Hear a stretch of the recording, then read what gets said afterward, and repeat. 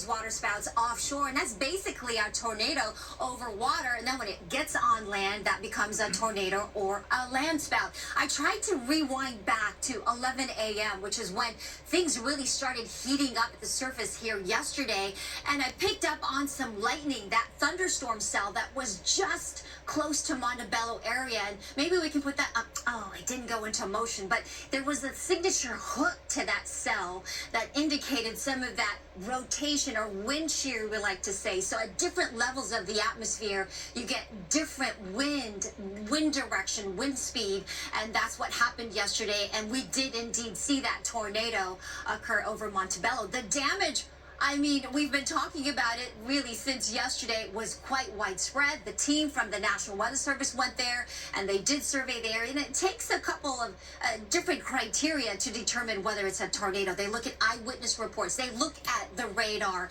and they look at the different levels of the atmosphere, and then they talk about that damage and determine what was a tornado based on that. And so we talk about the EF0, the garden variety tornadoes that we have seen.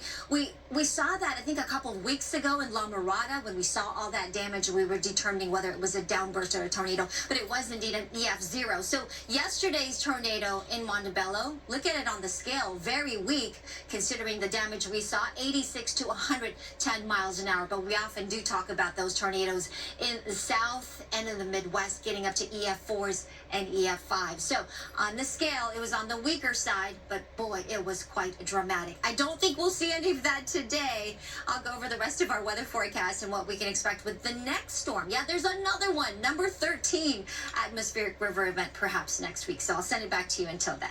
All right, we'll stay tuned to see when exactly that next storm is blowing through. Just the DJ Khaled of storms, just another one. It's just never ending. Right, yeah. Really. All right, Maria, thank you.